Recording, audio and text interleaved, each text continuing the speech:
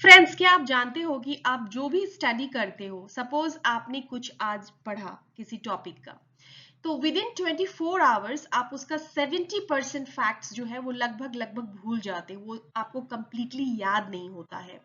तो ऐसे केस में जो भी स्टूडेंट्स कॉम्पिटिटिव एग्जाम की प्रिपरेशन कर रहे हैं, उनके लिए एक चीज बहुत ही ज्यादा इम्पॉर्टेंट हो जाती है, and that is revision.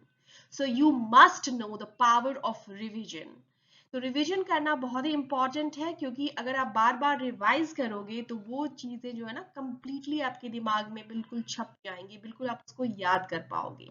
Keeping that in mind, I have started a quick revision lecture series from today, and this is the part one of that series, in which I'm going to discuss about photosynthesis. मैं आपको ऐसे पढ़ाने वाली हूँ कि आप उसको कभी भूलोगे नहीं, और साथ के साथ मैं आपको ऑलमोस्ट मोर देन 100 क्वेश्चंस जो है उसका प्रैक्टिस करवाऊंगी।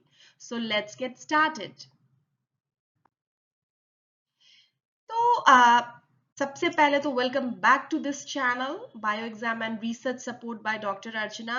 और अगर आपने इस चैनल को अभी तक सब्सक्राइब नहीं किया है तो आप इसको सब्सक्राइब कर लो, ताकि आपके पास जो है वो यूजफुल वीडियोस आते रहें और आप घर बैठे ही बहुत कुछ सीख पाओ, बहुत सारी इंफॉर्मेशन आपको मिल जाए। तो आज हम एक बहुत ही फंडामेंटल प्रोसेस के बारे में बात करेंगे। तो सबसे पहले आपको जानना पड़ेगा कि फोटोसिंथेसिस का मतलब ही है फोटो यानी लाइट, और सिंथेसिस यानी बनाना या क्रिएट करना। मतलब ये एक ऐसा प्रोसेस है जिसमें प्लांट्स, एल्गी और कुछ बैक्टीरिया अपना फूड खुद बनाते हैं, एंड किसको यूज करके? सनलाइट को यूज करके। अब देखो, इस ये जो इक्वेशन है, इस इक्वेशन में सब कुछ दिया हुआ है। अगर आपने इस इक्वेशन को याद कर लिया, जो कि एक बहुत ही सिंपल इक्वेशन है, तो आप इजीली एग्जाम में एमसीक्यूज तो छोड़ो, लॉन्ग आंसर भी लिख सकते हो इसके बेसिस पे। ये रिएक्शन जो होता है वो सनलाइट और क्लोरोफिल की प्रेजेंस में होता है। इसमें क्या है कि कार्बन डाइऑक्साइड जो प्लांट एटमॉस्फेयर से लेता है, कहाँ से लेता है? एटमॉस्फेयर से CO2 लेता है प्लांट, और वाटर लेता है, रूट से एब्जॉर्ब होता है। इन दोनों को प्लांट कन्वर्ट कर देता है किसमें? ग्लूकोज में, जो एक फॉर्म ऑफ एनर्जी है। मतलब कार्बन डाइऑक्साइड एटमॉस्फेयर से ले लिया, वाटर प्लांट रूट से ले लिया, और दोनों को कन्वर्ट कर दिया ग्लूकोज में, जो एक फॉर्म ऑफ एनर्जी है, और साथ ही रिलीज करता है ऑक्सीजन, जो हम सब के लिए लाइफ सपोर्टिंग गैस है। तो देखो, इस इक्वेशन को याद कर लिया कि फिर आपने ये सोचना है कि CO2 कहाँ से आया, H2O कहाँ से आया, ग्लूकोज कैसे बना, और उसके साथ जो है वो ऑक्सीजन बना, जो बहुत ही यूजफुल है हम ह्यूमन बींग्स के लिए। We can not survive without it. तो ये सारी चीजें आप जान गए based on this equation. Now, इनको समझने के लिए इस प्रोसेस को दो स्टेप्स में डिवाइड करते हैं। एक है लाइट डिपेंडेंट रिएक्शन, और दूसरा है लाइट इंडिपेंडेंट रिएक्शंस, जिसको कैल्विन साइकिल भी कहते हैं। तो लाइट डिपेंडेंट रिएक्शंस कहाँ होता है? ये क्लोरोप्लास्ट की थाइलाकॉइड मेम्ब्रेन में होता है। कहाँ होता है? क्लोरोप्लास्ट के थाइलाकॉइड मेम्ब्रेन में होता है। और यहाँ पर सनलाइट की एनर्जी को कैप्चर करके क्या बनता है? ATP और NADPH बनता है। लाइट डिपेंडेंट रिएक्शन में क्लोरोप्लास्ट के थाइलाकॉइड मेम्ब्रेन में क्या होता है? यहाँ पर सनलाइट की एनर्जी को कैप्चर करके ATP और NADPH बनता है, साथ ही वाटर स्प्लिट होता है और ऑक्सीजन गैस रिलीज होती है। ठीक है, लाइट डिपेंडेंट में ये सारी चीजें होती है। आपने सुना होगा ना, फोटोलाइसिस, है ना। अब लाइट इंडिपेंडेंट रिएक्शन में क्या होता है? ये स्ट्रोमा में होता है। देखो, ये सभी ऑब्जेक्टिव क्वेश्चन है। लाइट इंडिपेंडेंट रिएक्शन कहाँ होता है? कैल्विन साइकिल स्ट्रोमा में होता है, और यहाँ पे ATP और NADPH यूज होते हैं। किस लिए? टू फिक्स कार्बन डाइऑक्साइड, और क्या बनाते हैं? ग्लूकोज, जो आपने इक्वेशन में भी देखा था। तो ओवरऑल फोटोसिंथेसिस एक ऐसा प्रोसेस है जो सोलर एनर्जी को केमिकल एनर्जी में कन्वर्ट करता है। इस प्रोसेस के बिना ना प्लांट सरवाइव करेंगे, ना एनिमल्स, और ना ही ह्यूमंस, क्योंकि हम डायरेक्टली या इनडायरेक्टली ग्लूकोज और ऑक्सीजन दोनों प्लांट से ही पाते हैं। ठीक है ना। So students, photosynthesis is the ultimate source of energy for all living organisms on earth. ठीक है, तो आपको ये मैंने बहुत ही बेसिक सा चीज बता दिया है और आपका एक इंटरेस्ट भी इसमें जाग गया होगा कि हाँ ये सारी चीजें होती हैं। चलो अब इसके बारे में और जानते हैं। तो आगे की चीजें ना मैं आपको क्वेश्चन के फॉर्म में बताऊंगी, ठीक है। तो हम लोग क्या करते हैं, अब आ जाते हैं नेक्स्ट स्लाइड पे। Photosynthesis rapid Q&A sessions, are you ready? तो photosynthesis occurs in chloroplast. Photosynthesis occurs in chloroplast. Now chloroplasts have stacks called grana. What happens there? Grana में क्या होता है? ग्रेना में होता है light reaction. Chloroplast have stacks, उसको क्या बोलते हैं? ग्रेना। और ग्रेना में क्या होता है? Light reaction.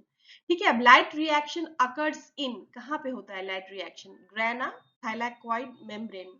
ठीक है ना, ये याद हो गया आपको।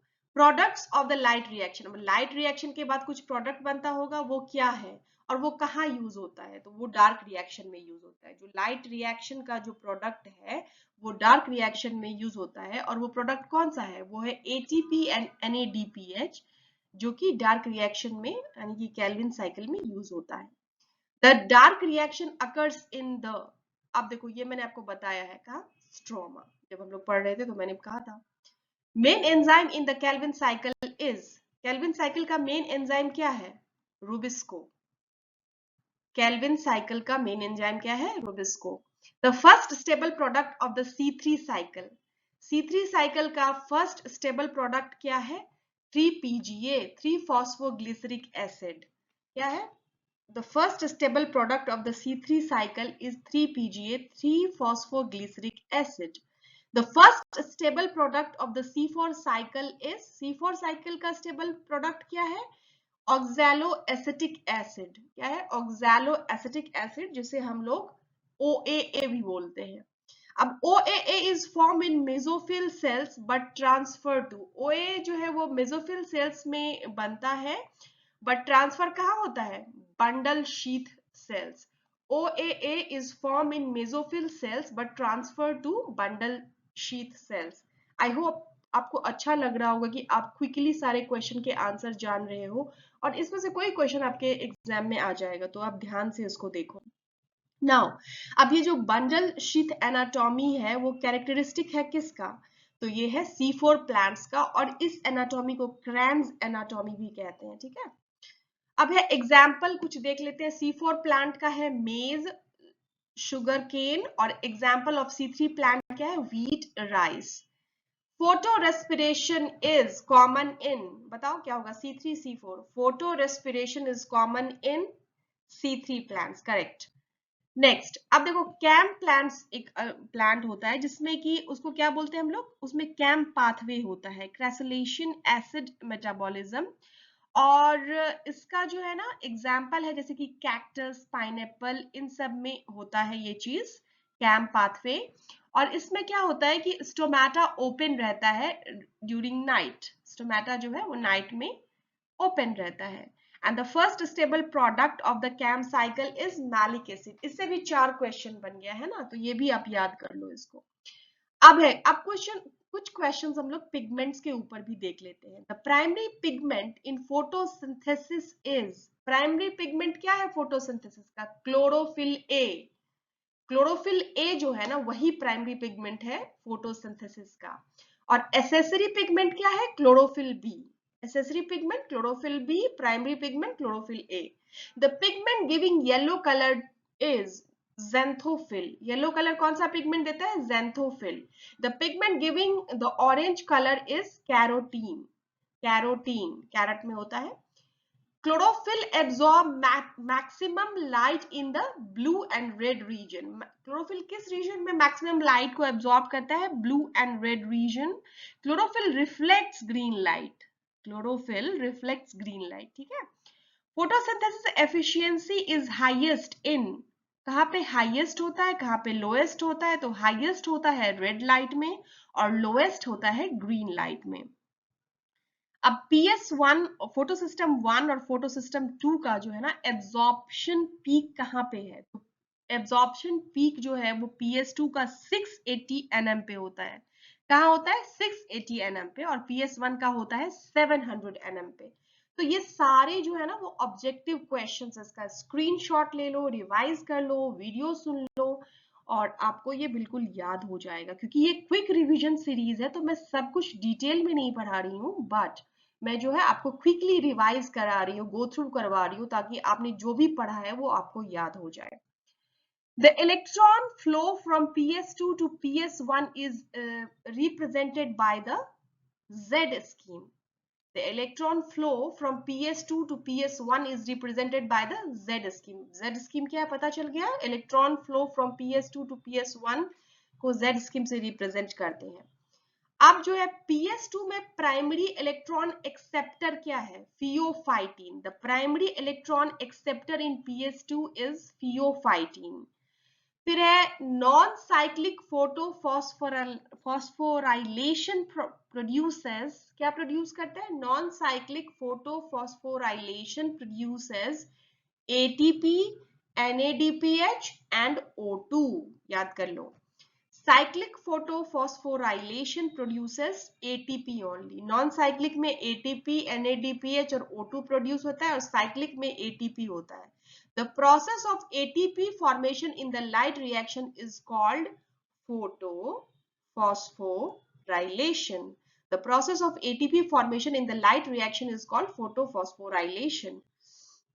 अब कुछ और क्वेश्चंस देखते हैं कि photolysis of water occurs in thylakoid lumen. Thylakoid lumen में क्या होता है? फोटोलाइसिस ऑफ वाटर होता है, मतलब लाइट के प्रेजेंस में वाटर का ब्रेकडाउन होता है, ठीक है, जिसमें कि ऑक्सीजन रिलीज होता है।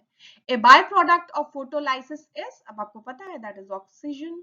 And the evolution of O2 in the light reaction is demonstrated by, किस रिएक्शन से इसको डेमोन्स्ट्रेट करते हैं? हिल रिएक्शन से। क्या?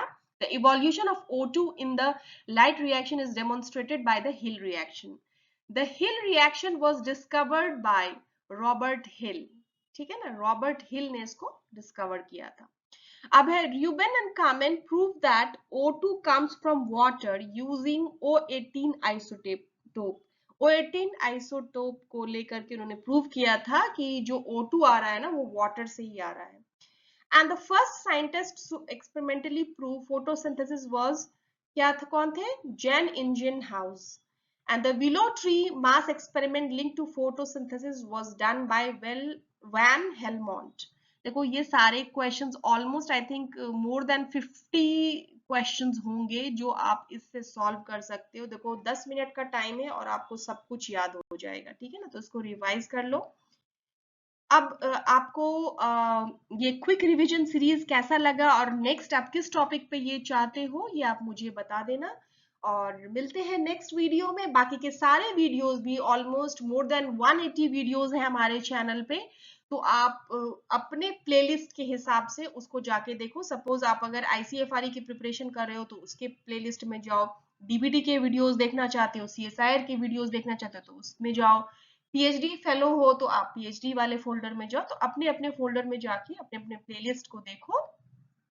And see you in the next video. Thank you so much for watching.